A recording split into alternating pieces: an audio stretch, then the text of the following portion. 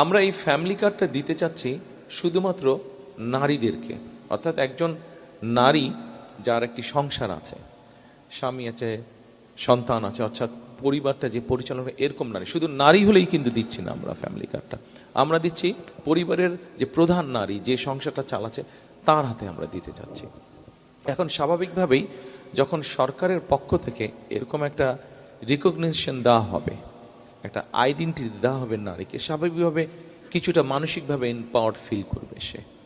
পরিবারের কাছে হোক, নিজের পরিবারের কাছে হোক, শ্বশুর বাড়ির পরিবারের কাছে হোক, একটা তার সম্মান হবে, সম্মানটা তার আরও বৃদ্ধি পাবে। এটা খুব স্বাভাবিক, এটা নর্মাল হিউম্যান সাইকোলজি। যার কাছে রিসোর্স থাকে মানুষ তাকে সম্মান করে, যার কাছে রিসোর্স থাকে মানুষ তাকে সম্মান করে।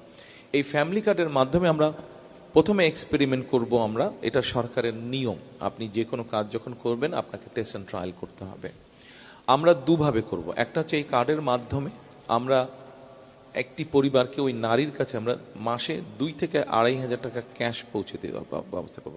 আর আরেকটা সাইডে আমরা যেটা করব, আমরা এর মধ্যে 10টা উপজেলা অলরেডি বের করেছি আমরা, আমাদের টিম যারা কাজ করছে বের করেছে সারা বাংলাদেশে। 5টাতে আমরা এরকম করব যে ওই পরিবারের নারীদেরকে আমরা 2 থেকে 2,500 টাকা মাসে ক্যাশ দেব। আর বাকি 5টা উপজেলায় আমরা যেই পরিবার, যেই নারীদেরকে ফ্যামিলি কার্ডটা দিব, তাদেরকে আমরা এসেনশিয়াল ফুড আইটেম দিব। এটা হতে পারে চাল, সাথে আলু, সাথে লবণ, সাথে তেল, মানে রান্নার কুকিং অয়েল, এরকম 4-5টা আমরা এসেনশিয়াল ফুড আইটেম দিব।